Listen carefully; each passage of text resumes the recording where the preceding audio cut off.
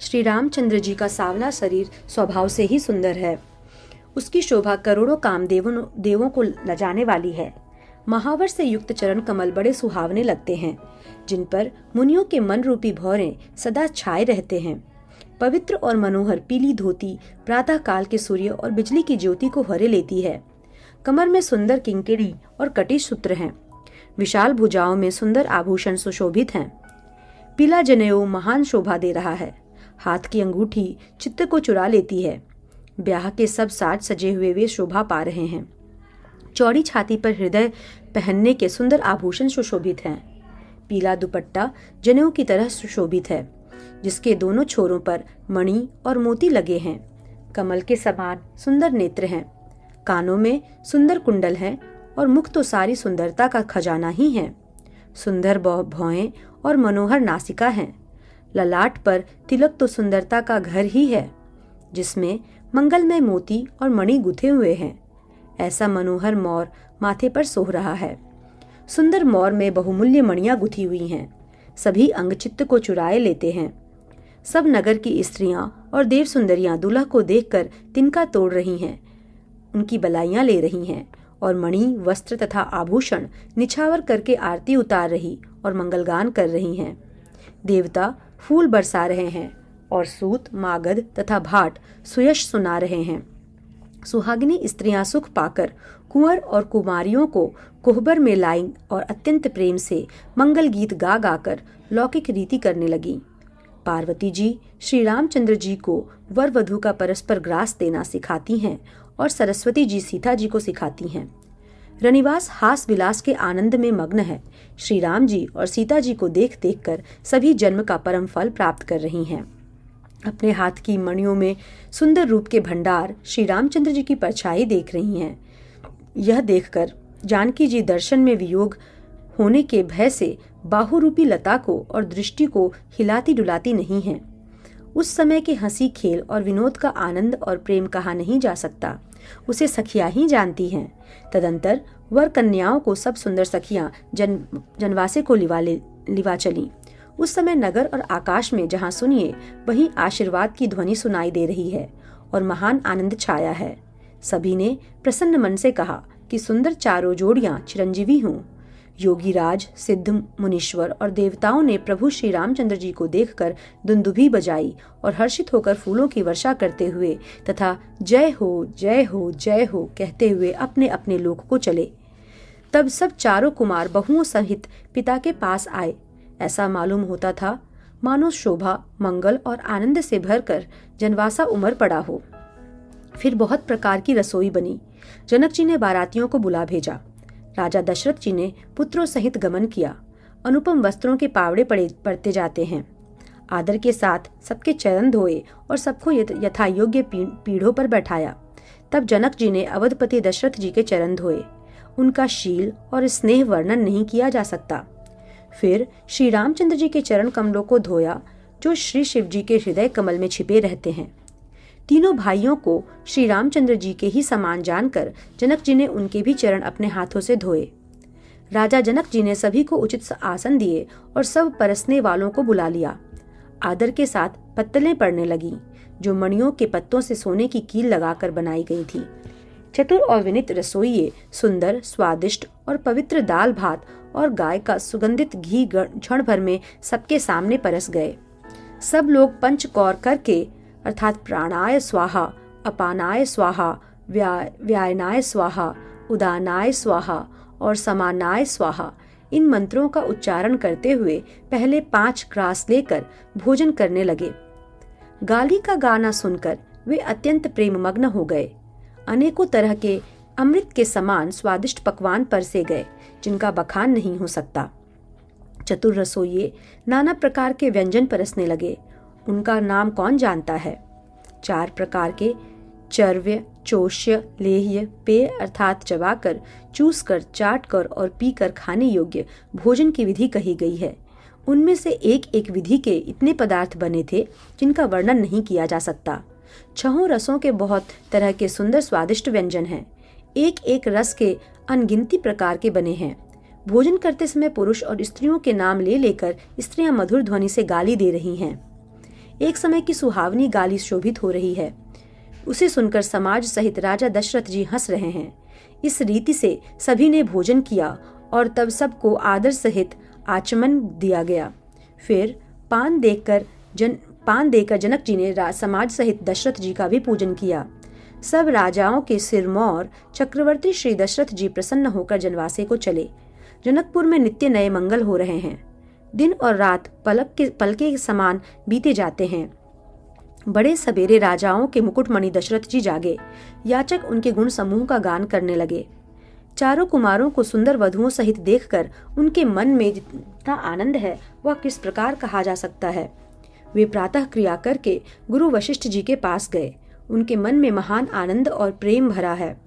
राजा प्रणाम और पूजन करके फिर हाथ जोड़कर मानो अमृत में डुबोई हुई वाणी से बोले, हे मुनिराज, सुनिए, आपकी कृपा से आज मैं पूर्ण काम हो गया। हे स्वामिन, अब सब ब्राह्मणों को बुलाकर उनको सब तरह के गहनों कपड़ों से सजी हुई गायें दीजिए। यह सुनकर गुरुजी ने राजा की बड़ाई करके फिर मुनिगणों को बुलवा भेजा।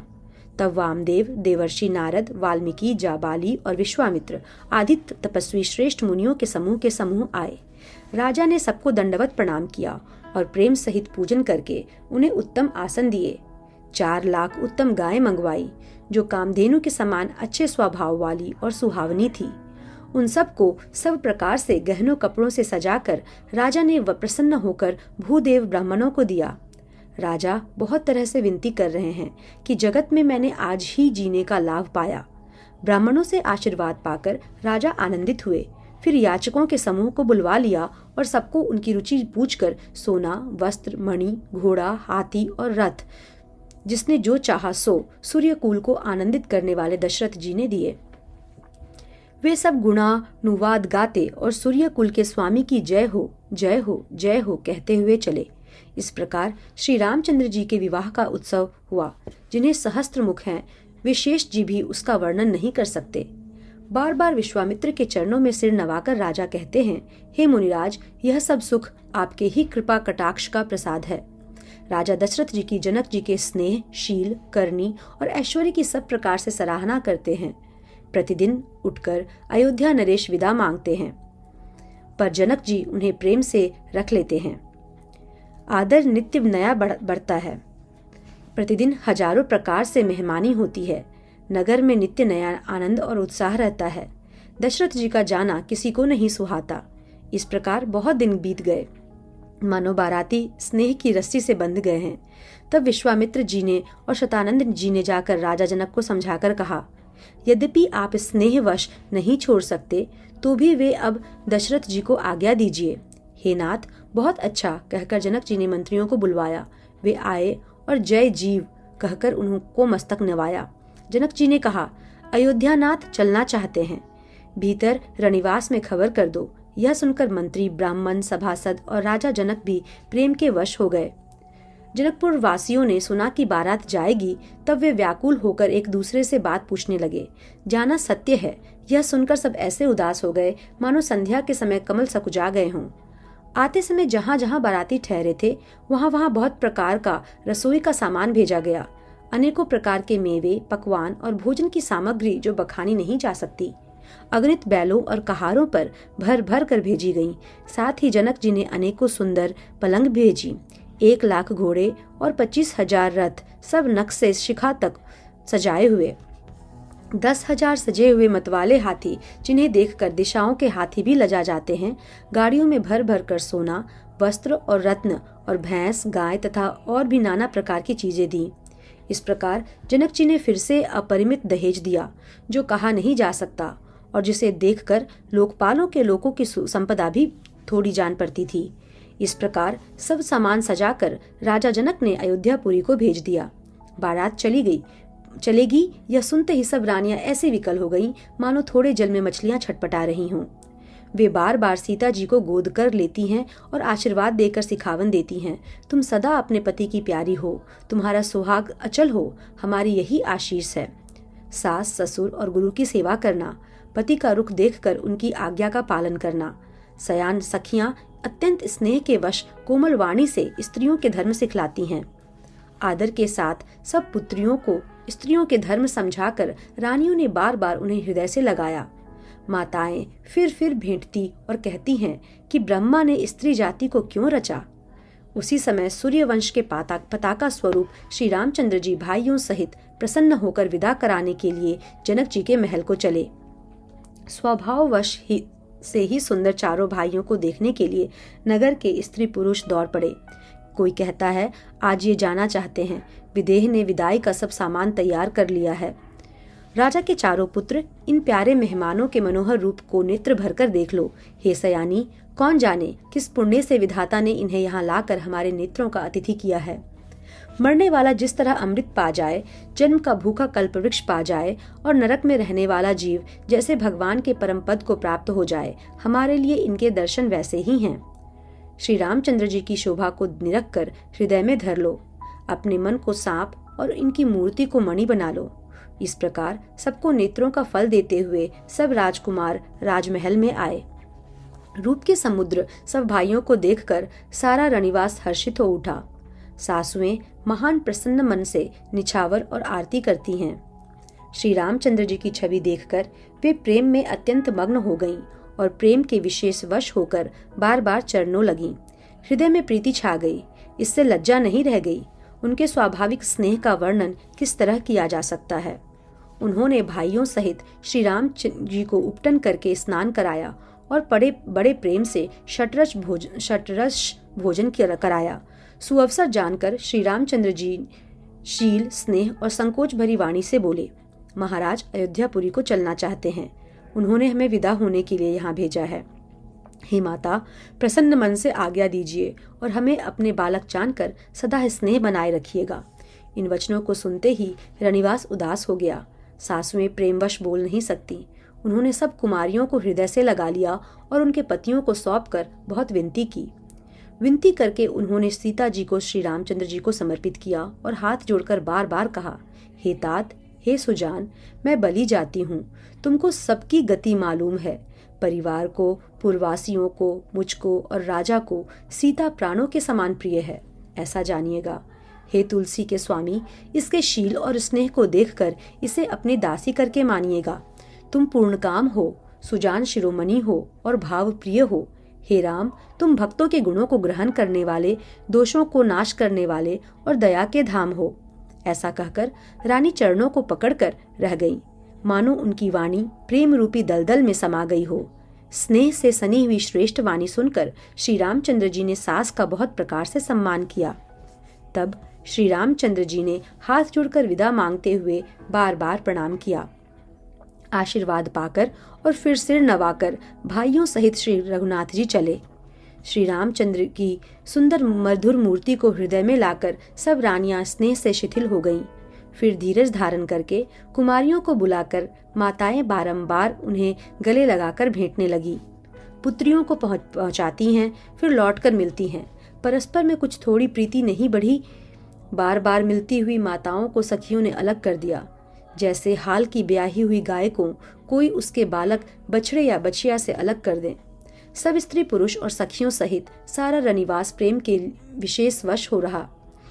ऐसा लगता है मानो जनकपुर में करुणा और विरह ने डेरा डाल दिया है।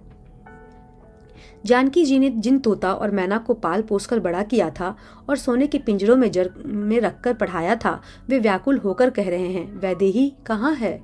उनके ऐसे वचनों को सुनकर धीरज किसको नहीं त्यागेगा। जब पक्षी और पशु तक इस तरह विकल हो गए तो मनुष्यों की दशा कैसे कही जा सकती है। तब भाई सहित जनक जी वहां आए। प्रेम से उमड़कर उनके नेत्रों में जल भर आया। वे परम वैराग्यवान कहलाते थे, पर सीता जी को देखकर उनका भी धीरज भाग गया। राजा ने जानकी जी को हृदय से लगा लिया। प्रेम के प्रभाव से ज्ञान की महान मर्यादा मिट गई, ज्ञान का बांध टूट गया। सब बुद्धिमान मंत्री उन्हें समझाते हैं। तब राजा ने विषाद करने का समय न जानकर विचार किया। बारंबार पुत्रियों को हृदय से लगाकर सुंदर सजी हुई पालकियां मंगवाई। सारा परिवार प्रेम में विवश है। राजा ने सुंदर मुहूर्त जानकर सिद्धि सहित गणेश जी का स्मरण करके कन्याओं को पालकियों पर चढ़ाया। राजा ने पुत्रियों को बहुत प्रकार से समझाया और उन्हें स्त्रियों का धर्म और कुल की रीति सिखाई। बहुत से दास दासी गए जो सीता जी के प्रिय और विश्वास पात्र सेवक थे। सीता जी के चलते समय जनकपुर वासी व्याकुल हो गए। मंगल की राशि शुभ शकुन हो रहे हैं। ब्राह्मण और मंत्रियों के समाज सहित राजा जनक जी उन्हें पहुंचाने के लिए साथ चले। समय देखकर बाजे बजने लगे। बारातियों ने रथ, हाथी और घोड़े सजाए। दशरथ जी ने सब ब्राह्मणों को बुला लिया और उन्हें दान और सम्मान से परिपूर्ण कर दिया। उनके चरण कमलों की धूली सिर पर रखकर और आशीष पाकर राजा आनंदित हुए और गणेश जी का स्मरण करके उन्होंने प्रस्थान किया। मंगलों के मूल अनेकों शकुन हुए। देवता हर्षित होकर फूल बरसा रहे हैं और अप्सराएं गान कर रही हैं। अवधपति दशरथ जी नगाड़े बजाकर आनंद पूर्वक अयोध्यापुरी को चले। राजा दशरथ जी ने विनती करके प्रतिष्ठित जनों को लौटाया और आदर के साथ सब मंगनों को बुलवाया। उनको गहने, कपड़े, घोड़े, हाथी दिए और प्रेम से पुष्ट करके सबको संपन्न अर्थात बलयुक्त कर दिया। वे सब बारंबार विरुदावली कुलकीर्ति बखान कर और श्री रामचंद्र जी को हृदय में रखकर लौटे। कोसलाधीश दशरथ जी बार बार लौटने को कहते हैं, परंतु जनक जी प्रेमवश लौटना नहीं चाहते हैं। दशरथ जी ने फिर सुहावने वचन कहे, हे राजन, बहुत दूर आ गए, अब लौटिए। फिर राजा दशरथ जी रथ से उतरकर खड़े हो गए। उनके नेत्रों में प्रेम का प्रवाह बढ़ गया। तब जनक जी हाथ जोड़कर मानो स्नेह रूपी अमृत में डुबोकर वचन बोले, मैं किस तरह बनाकर विनती करूं? हे महाराज, आपने मुझे बड़ी बड़ाई दी है। अयोध्यानाथ दशरथ जी ने अपने स्वजन समधी का सब प्रकार से सम्मान किया। उनके आपस के मिलन में अत्यंत विनय थी और इतनी प्रीति थी जो हृदय में समाती न थी। जनक जी मुनि मंडली को सिर नवाया और सभी से आशीर्वाद पाया।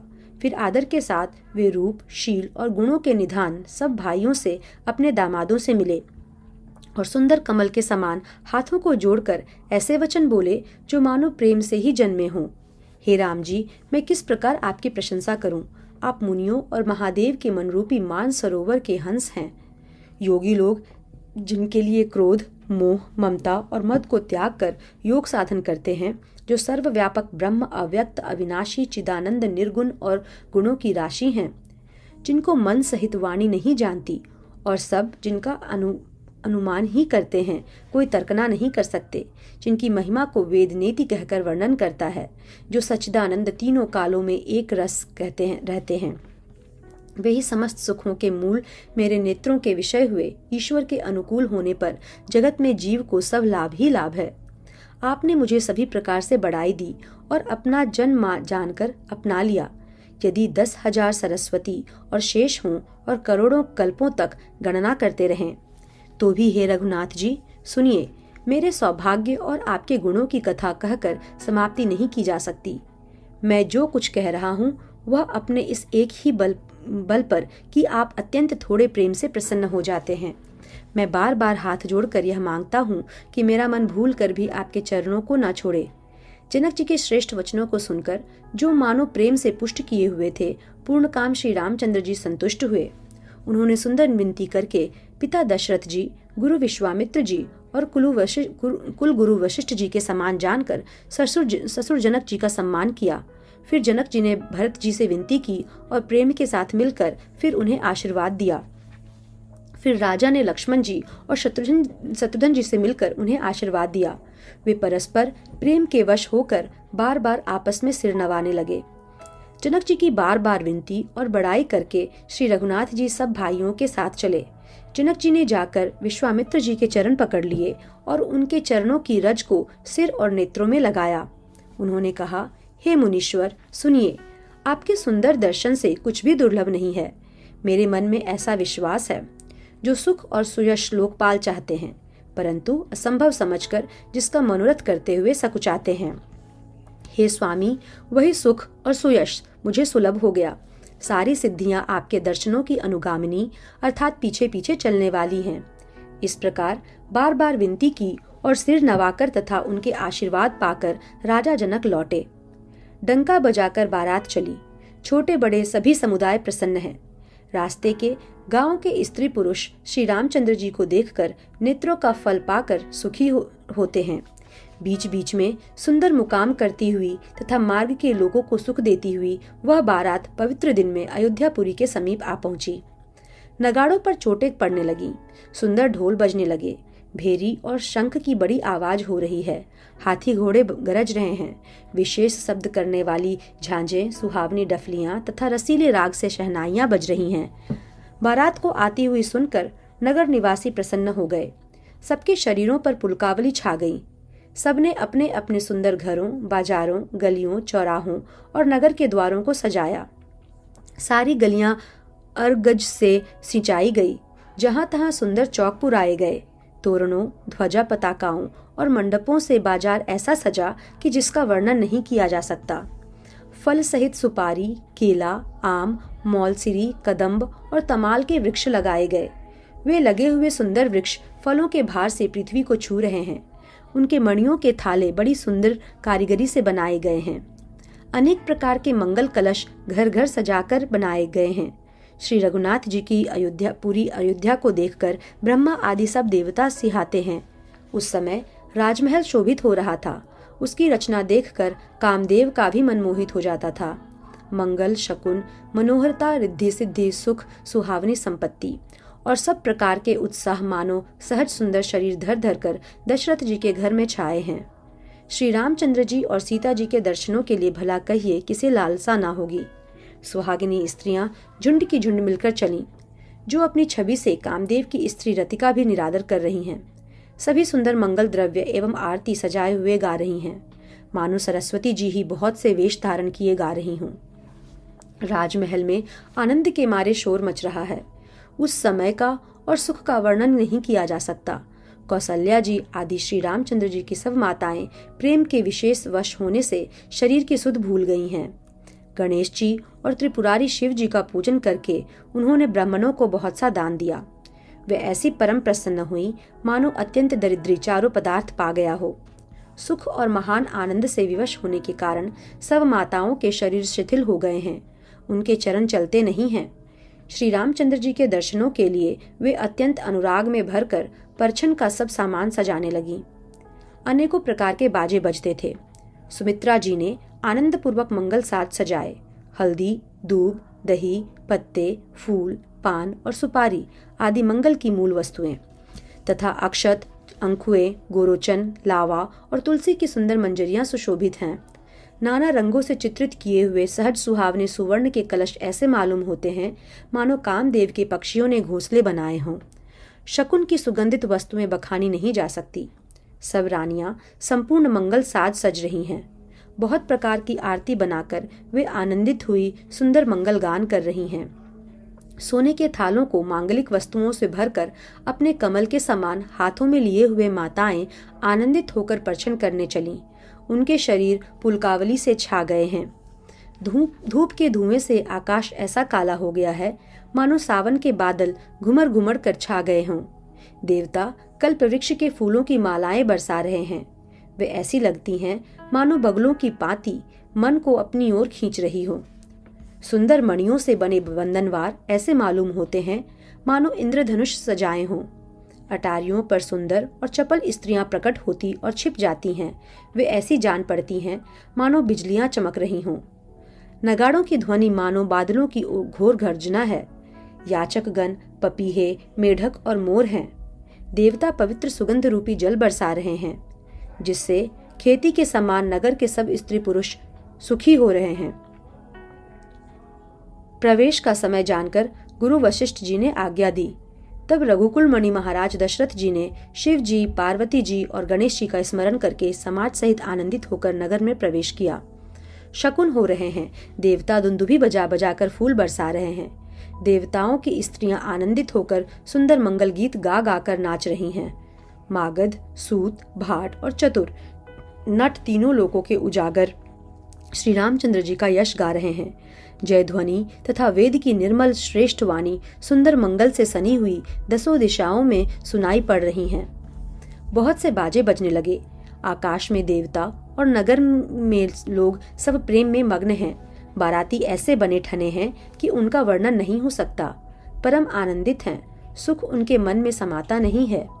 तब अयोध्या वासियों ने राजा को जोहार की। श्री रामचंद्र जी को देखते ही वे सुखी हो गए। सब मणियां और वस्त्र निछावर कर रहे हैं। नेत्रों में प्रेमाश्रुओं का जल भरा है और शरीर पुलकित है। नगर की स्त्रियां आनंदित होकर आरती कर रही हैं और सुंदर चारों कुमारों को देखकर हर्षित हो रही हैं। पालकियों के सुंदर पर्दे हटा हटाकर वे दुल्हनों को देखकर सुखी होती हैं। इस प्रकार सबको सुख देते हुए राजद्वार पर गए। माताएं आनंदित होकर बहुओं सहित कुमारों का परछन कर रही हैं।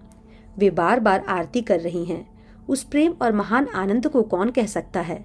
अनेकों प्रकार के आभूषण, रत्न और वस्त्र तथा अगणित प्रकार की अन्य वस्तुएं निछावर कर रही हैं।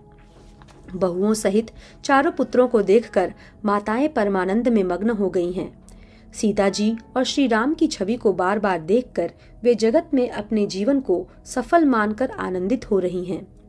सखियां सीता जी के मुख को बार बार देखकर अपने पुण्यों की सराहना करती हुई गान कर रही हैं। देवचा छन छन में फूल बरसाते, नाचते गाते तथा अपनी अपनी सेवा समर्पण करते हैं। चारों मनोहर जोड़ियों को देखकर सरस्वती ने सारी उपमाओं को खोज डाला, पर कोई उपमा देते नहीं बनी, क्योंकि उन्हें सभी बिल्कुल तुच्छ जान पड़ी। तब हार कर वे भी श्री राम जी के रूप में अनुरक्त होकर एकटक देखती रह गईं। वेद की विधि और कुल की रीति करके अर्घ्य पावड़े देती हुई बहुओं समेत सब पुत्रों को परिरक्षण करके माताएं महल में लिवा चली। स्वाभाविक ही सुंदर 4 सिंहासन थे, जो मानो कामदेव ने अपने ही हाथ से बनाए थे। उन पर माताओं ने राजकुमारियों और राजकुमारों को बैठाया और आदर के साथ उनके पवित्र चरण धोए। फिर वेद की विधि के अनुसार मंगलों के निधान, दूल्हा और दुल्हनों की धूप, दीप और नैवेद्य आदि के द्वारा पूजा की। माताएं बारंबार आरती कर रही हैं और वर वधुओं के सिरों पर सुंदर पंखे तथा चवर ढल रहे हैं। अनेकों वस्तुएं निछावर हो रही हैं। सभी माताएं आनंद से भरी हुई ऐसी सुशोभित हो रही हैं मानो योगिनी परम तत्व को प्राप्त कर लिया। सदा के रोगी ने मानो अमृत पा लिया हो। जन्म का दरिद्री मानो पारस पा गया। अंधे को सुंदर नेत्रों का लाभ हुआ। गूंगों के मुख में मानो सरस्वती आविराजी और शूरवीर ने मानो युद्ध में विजय पाली। इन सुखों में से भी 100 करोड़ गुना बढ़कर आनंद माताएं पा रही हैं, क्योंकि रघुकुल के चंद्रमा श्री राम जी विवाह करके भाइयों सहित घर आए हैं। माताएं लोक रीति करती हैं और दूल्हा दुल्हनें सकुचाते हैं। इस महान आनंद और विनोद को देखकर श्री रामचंद्र जी मन ही मन मुस्कुरा रहे हैं। मन की सभी वासनाएं पूरी हुई जानकर देवता और पितरों का भली भांति पूजन किया। सबकी वंदना करके माताएं यही वरदान मांगती हैं कि भाइयों सहित श्री राम जी का कल्याण हो। देवता छिपे हुए अंतरिक्ष से आशीर्वाद दे रहे हैं और माताएं आनंदित हो आंचल भर कर ले रही हैं। तदंतर राजा ने बारातियों को बुलवा लिया और उन्हें सवारियां, वस्त्र, मणि और आभूषण आदि दिए। आज्ञा पाकर श्री राम जी को हृदय में रखकर वे सब आनंदित होकर अपने अपने घर गए। नगर के समस्त स्त्री पुरुषों को राजा ने कपड़े और गहने पहनाए। घर घर बधावे बजने लगे। याचक लोग जो जो मांगते हैं विशेष प्रसन्न होकर राजा उन्हें वही वही देते हैं। संपूर्ण सेवकों और बाजे वालों को राजा ने नाना प्रकार के दान और सम्मान से संतुष्ट किया। सब वंदन करके आशीष देते हैं और गुण समूहों की कथा गाते हैं।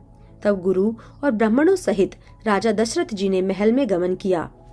वशिष्ठ जी ने जो आज्ञा दी उसे लोक और वेद की विधि के अनुसार राजा ने आदर पूर्वक किया। ब्राह्मणों की भीड़ देखकर अपना बड़ा भाग्य जानकर सब रानियां आदर के साथ उठीं। चरण धोकर उन्होंने सबको स्नान कराया और राजा ने भली भांति पूजन करके उन्हें भोजन कराया। आदर, दान और प्रेम से पुष्ट हुए ऐसे संतुष्ट मन से आशीर्वाद देते हुए चले। राजा ने गाधी पुत्र विश्वामित्र जी की बहुत तरह से पूजा की और कहा, हे नाथ, मेरे समान धन्य दूसरा कोई नहीं है। राजा ने उनकी बहुत प्रशंसा की और रानियों सहित उनकी चरण धूलि को ग्रहण किया। उनके महल के भीतर ठहरने का उत्तम स्थान दिया, जिसमें राजा और सब रनिवास उनका मन जोहता रहे। फिर राजा ने गुरु वशिष्ठ जी के चरण कमलों की पूजा और विनती की। उनके हृदय में कम प्रीति न थी। बहुओं सहित सब राजकुमार और सब रानियों समेत राजा बार बार गुरुजी के चरणों की वंदना करते हैं और मुनीश्वर आशीर्वाद देते हैं। राजा ने अत्यंत प्रेम पूर्ण हृदय से पुत्रों को और सारी संपत्ति को सामने रखकर विनती की, परंतु मुनिराज ने केवल अपना नेग मांग लिया और बहुत तरह से आशीर्वाद दिया। फिर सीता जी सहित श्री रामचंद्र जी को हृदय में रखकर गुरु वशिष्ठ जी हर्षित होकर अपने स्थान को गए। राजा ने सब ब्राह्मणों की स्त्रियों को बुलवाया और उन्हें सुंदर वस्त्र तथा आभूषण पहनाए। फिर सब सुवासिनियों को बुलवालिया और उनकी रुचि समझकर उन्हें पहिरावनी दी। नेगी लोग सब अपना अपना नेक जोग लेते और राजा के शिरोमणि दशरथ जी उनकी इच्छा के अनुसार देते हैं।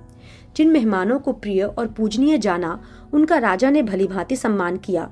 देवगण श्री रघुनाथ जी का विवाह देखकर उत्सव की प्रशंसा करके फूल बरसाते हुए, नगाड़े बजाकर और परम सुख प्राप्त कर अपने अपने लोगों को चले।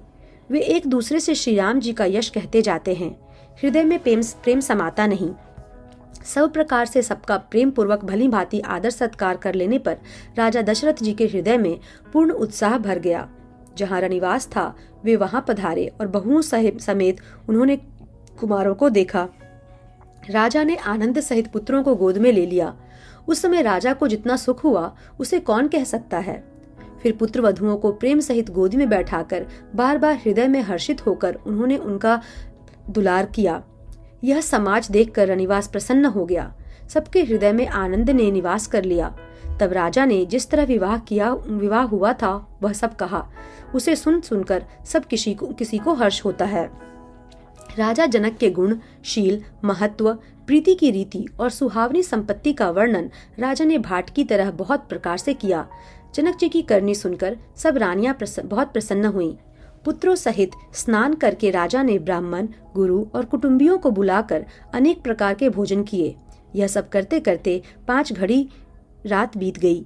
सुंदर स्त्रियां मंगलगान कर रही हैं। वह रात्रि सुख की मूल और मनोहारिणी हो गई। सबने आचमन करके पान खाए और फूलों की माला, सुगंधित द्रव्य आदि से विभूषित होकर सब शोभा से छा गए। श्री रामचंद्र जी को देखकर और आज्ञा पाकर सब सिर नवाकर अपने अपने घर को चले। वहां के प्रेम, आनंद, विनोद, महत्व, समय, समाज और मनोहरता को सैकड़ों सरस्वती, शेष, वेद, ब्रह्मा, महादेव जी और गणेश जी भी नहीं कह सकते। फिर भला मैं किस प्रकार से बखान कहूँ। कहीं केचुआ भी धरती को सिर पर ले सकता है। राजा ने सब प्रकार से सम्मान करके कोमल वचन कहकर रानियों को बुलाया और कहा, बहुएं अभी बच्ची हैं, पराये घर आई हैं। इनको इस तरह से रखना जैसे नेत्रों के पलके रखती हैं। लड़के थके हुए नींद के वश हो रहे हैं, इन्हें ले जाकर शयन कराओ। ऐसा कहकर राजा श्री रामचंद्र जी के चरणों में मन लगाकर विश्राम भवन में चले गए। राजा के स्वभाव से ही सुंदर वचन सुनकर रानियों ने मणियों से जड़े सुवर्ण के पलंग बिछवाए। गद्दों पर गौ के दूध के फेन के समान सुंदर एवं कोमल अनेकों सफेद चादरें बिछाई। सुंदर तकियों का वर्णन नहीं किया जा सकता। मणियों के मंदिर में फूलों की मालाएं और सुगंध द्रव्य सजे हैं। सुंदर रत्नों के दीपकों और सुंदर चंदोवे की शोभा कहते नहीं बनती। जिसने उन्हें देखा है वही जान सकता है। इस प्रकार सुंदर शैया सजाकर श्री रामचंद्र जी को उठाया और प्रेम सहित पलंग पर पढ़ाया। श्री राम जी ने बार बार भाइयों को आज्ञा दी। तब वे भी अपनी अपनी शैयाओं पर सो गए। श्री राम जी के सांवले सुंदर कोमल अंगों को देखकर सब माताएं प्रेम सहित वचन कह रही हैं। हे तात, मार्ग में जाते हुए तुमने बड़ी भयावनी ताड़का राक्षसी को किस प्रकार से मारा। बड़े भयानक राक्षस जो विकट योद्धा थे और जो युद्ध में किसी को कुछ भी नहीं गिनते थे, उन दुष्ट मारीच और सुबाहु को सहायकों सहित तुमने कैसे मारा। हे तात, मैं बलाइयां लेती हूँ। मुनि की कृपा से ही ईश्वर ने तुम्हारी बहुत सी बलाओं को टाल दिया है। दोनों भाइयों ने यज्ञ की रखवाली करके गुरु जी के प्रसाद से सब विद्याएं पाई। चरणों की धूलि लगते ही मुनि पत्नी अहल्या तर गईं। विश्व भर में यह कीर्ति पूर्ण रीति से व्याप्त हो गई। कच्छप की पीठ, वज्र और पर्वत से भी कठोर शिवजी के धनुष को राजाओं के समाज में तुमने तोड़ दिया। विश्व विजय के यश और जानकी को पाया और सब भाइयों को ब्याह कर घर लाए। तुम्हारे सभी कर्म अमानुषी हैं, जिन्हें केवल विश्वामित्र जी की कृपा ने सुधारा है। हे तात, तुम्हारा चंद्रमुख देखकर आज हमारा जगत में जन्म लेना सफल हुआ। तुमको बिना देखे जो दिन बीते हैं उनको ब्रह्मा गिनती में ना लावें। विनय भरे उत्तम वचन कहकर श्री रामचंद्र जी ने सब माताओं को संतुष्ट किया। फिर शिवजी, गुरु और ब्राह्मणों के चरणों का स्मरण कर नेत्रों को नींद के वश किया। नींद में भी उनका अत्यंत सलोना मुखड़ा ऐसा सोह रहा था मानो संध्या के समय का लाल कमल सोह रहा था। स्त्रियां घर घर जागरण कर रही हैं और आपस में मंगलमयी गालियां दे रही हैं। रानियां कहती हैं, हे सजनी, देखो आज की रात्रि की कैसी शोभा है, जिससे अयोध्या पूरी विशेष शोभित हो रही है। यूं कहती हुई सासुएं सुंदर बहुओं को लेकर सो गईं। मानो सर्पों ने अपने सिर की मणियों को हृदय में छिपा लिया। प्रातः काल पवित्र ब्रह्म मुहूर्त में प्रभु जागे। मुर्गे सुंदर बोलने लगे। भाट और मागधों ने गुणों का गान किया तथा नगर के लोग द्वार पर जोहार करने को आए। ब्राह्मणों, देवताओं, गुरु, पिता और माताओं की वंदना करके आशीर्वाद पाकर सब भाई प्रसन्न हुए। माताओं ने आदर के साथ उनके मुखों को देखा। फिर वे राजा के साथ दरवाजे पधारे। स्वभाव से ही पवित्र चारों भाइयों ने सब शौचादि से निवृत्त होकर पवित्र सरयू नदी में स्नान किया और प्रातः क्रिया करके वे पिता के पास आए। नवाह पारायण, तीसरा विश्राम। राजा ने देखते ही उन्हें हृदय से लगा लिया। तदंतर वे आज्ञा पाकर हर्षित होकर बैठ गए। श्री रामचंद्र जी के दर्शन कर और नेत्रों के लाभ की बस यही सीमा है, ऐसा अनुमान कर सारी सभा शीतल हो गई। फिर मुनि वशिष्ठ जी और विश्वामित्र जी आए। राजा ने उनको सुंदर आसनों पर बिठाया और पुत्रों समेत उनकी पूजा करके उनके चरणों लगे। दोनों गुरु श्री राम जी को देखकर प्रेम में मुग्ध हो गए। वशिष्ठ जी धर्म के इतिहास कह रहे हैं और राजा रनिवास सहित सुन रहे हैं, जो मुनियों के मन को भी अगम्य है। ऐसे विश्वामित्र जी की करनी को वशिष्ठ जी ने आनंदित होकर बहुत प्रकार से वर्णन किया है। वामदेव जी बोले, यह सब बातें सत्य हैं। विश्वामित्र जी की सुंदर कीर्ति तीनों लोकों में छाई हुई है। यह सुनकर सब किसी को आनंद हुआ। श्री राम लक्ष्मण के हृदय में अधिक उत्साह हुआ। नित्य ही मंगल, आनंद और उत्सव होते हैं। इस तरह आनंद में दिन बीतते जाते हैं। अयोध्या आनंद से भरकर उमड़ पड़ी। आनंद की अधिकता अधिक अधिक बढ़ती ही जा रही है। अच्छा दिन शोधकर सुंदर कंकण खोले गए। मंगल, आनंद और विनोद कुछ कम नहीं हुए। इस प्रकार नित्य नए सुख को देखकर देवता सिहाते हैं और अयोध्या में जन्म पाने के लिए ब्रह्मा जी से याचना करते हैं।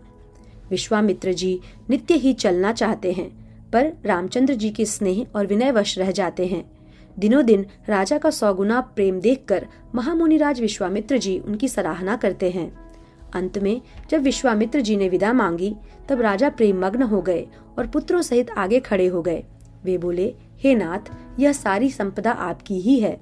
मैं तो स्त्री पुत्रों सहित आपका सेवक हूँ। हे मुनि, लड़कों पर सदा स्नेह करते रहिएगा और मुझे भी दर्शन देते रहिएगा। ऐसा कहकर पुत्रों और रानियों सहित राजा दशरथ जी विश्वामित्र जी के चरणों पर गिर पड़े।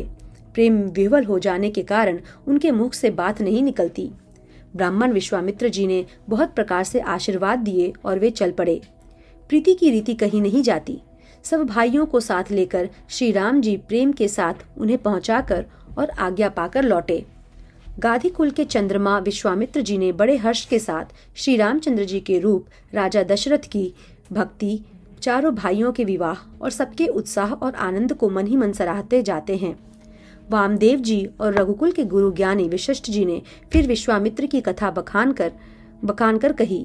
मुनि का सुंदर यश सुनकर राजा मन ही मन अपने पुण्यों के प्रभाव का बखान करने लगे। आज्ञा हुई तब सब लोग अपने अपने घरों को लौटे। राजा दशरथ जी भी पुत्रों सहित महल में गए। जहां तहां सब श्री रामचंद्र जी के विवाह की गाथाएं गा रहे हैं। श्री रामचंद्र जी का पवित्र सुयश तीनों लोकों में छा गया। जब से श्री रामचंद्र जी विवाह करके घर आए, तब से सब प्रकार का आनंद अयोध्या में आकर बसने लगा। प्रभु के विवाह में जैसा आनंद उत्साह हुआ, उसे सरस्वती और सर्पों के राजा शेष जी भी नहीं कह सकते। श्री सीताराम जी के यश को कविकुल के जीवन को पवित्र करने वाला और मंगलों की खान जानकर इससे मैंने अपनी वाणी को पवित्र करने के लिए कुछ थोड़ा सा बखान कर कहा है। अपनी वाणी को पवित्र करने के लिए तुलसी ने राम का यश कहा है, नहीं तो श्री रघुनाथ जी का चरित्र पर अपार समुद्र है, किस कवि ने उसका पार पाया है। जो लोग यज्ञोपवीत और विवाह के मंगलमय उत्सव का वर्णन आदर के साथ सुनकर गावेंगे, वे लोग श्री जानकी जी और श्री राम जी की कृपा से सदा सुख पावेंगे। श्री सीता जी और श्री रघुनाथ जी के विवाह प्रसंग को जो लोग प्रेम पूर्वक गाएं सुनेंगे, उनके लिए सदा उत्साह ही उत्साह है, क्योंकि श्री रामचंद्र जी का यश मंगल का धाम है। मास पारायण, 12वां विश्राम।